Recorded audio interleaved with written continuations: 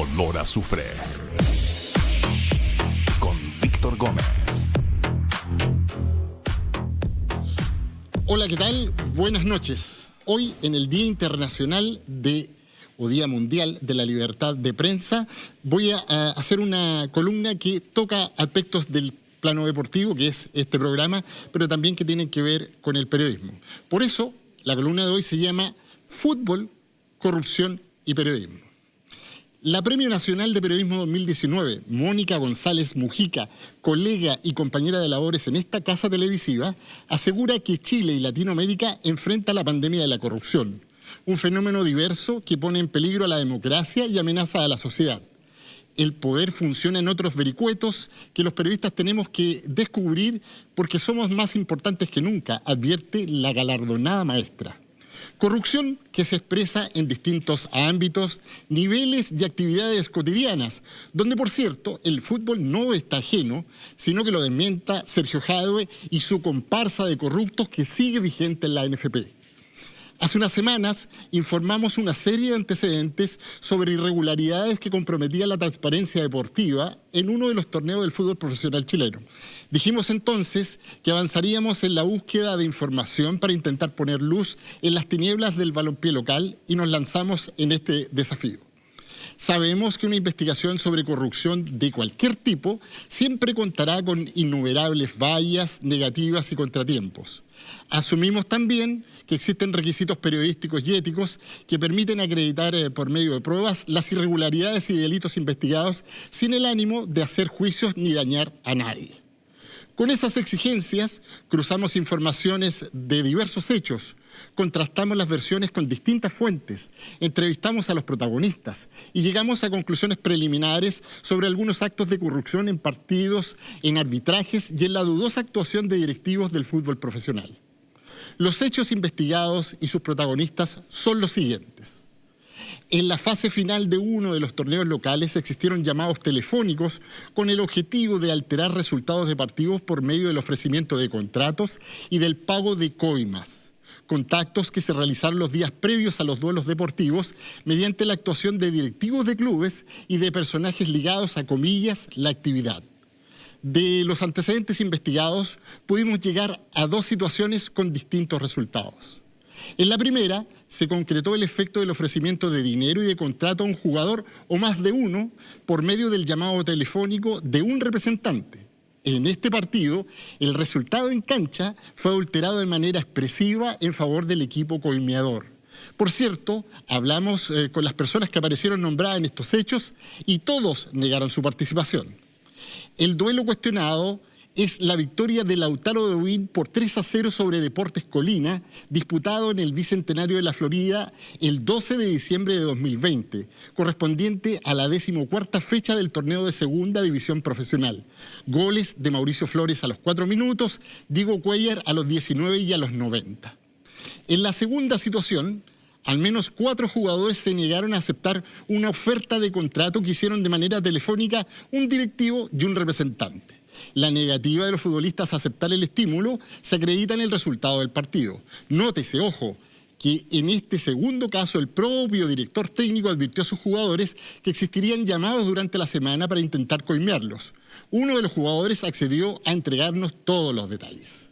En este caso, se trata del empate a 2 goles entre Lautaro de Buin y Deportes Linares, duelo que se jugó el 16 de enero de 2021 en la Florida, correspondiente a la 19ª fecha del torneo de Segunda División Profesional.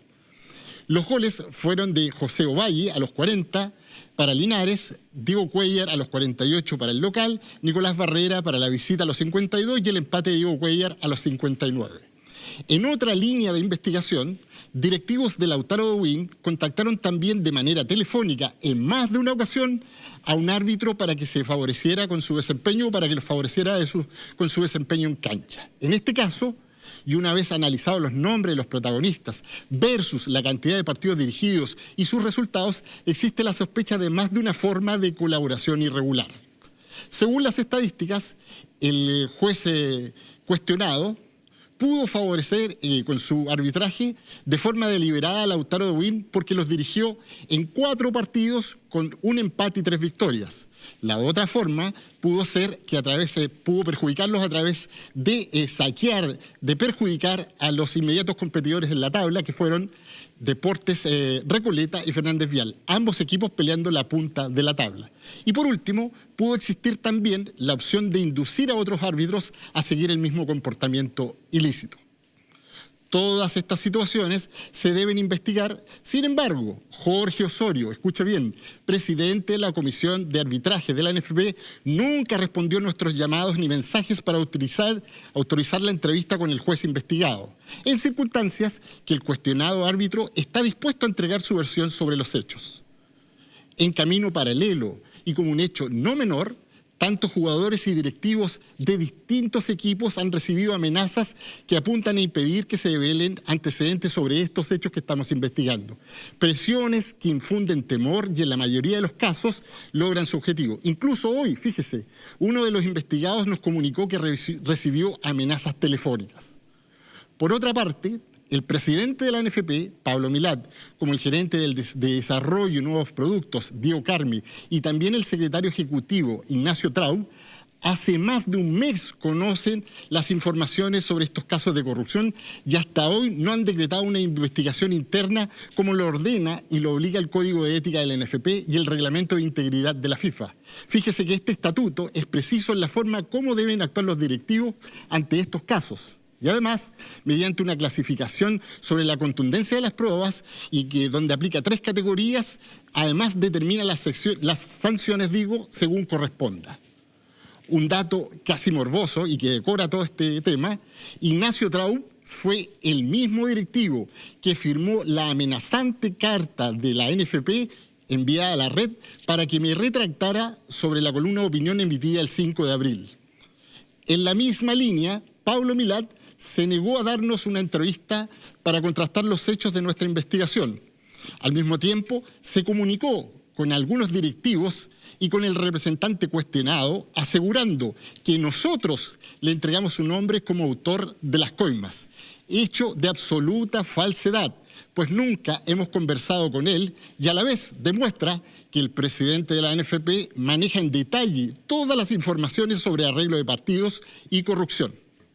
Este conjunto de situaciones irregulares tiene consecuencias en términos deportivos dentro y fuera de la cancha. También tendrá efectos administrativos y judiciales que luego en este panel analizaremos en profundidad. Para finalizar, siempre es buena una mirada a la academia para fundamentar nuestra labor periodística, más hoy día, ¿no? Según el catedrático español José Luis Martínez Albertos, el reportaje de investigación debe cumplir algunos requisitos para que se precie de tal. Ellos son que la investigación sea el resultado del trabajo del periodista, no la información elaborada por policías, por gabinetes de prensa, por agencias de comunicaciones u otros servicios informativos. Que el objeto de investigación sea una cuestión importante para un grupo considerable de la población. El fútbol lo es. Que las personas u organismos afectados intenten esconder y dificultar el hallazgo de datos comprometedores. Así las cosas se cumplen y cumplimos todos los requisitos de la academia. Viva entonces el fútbol, viva el periodismo.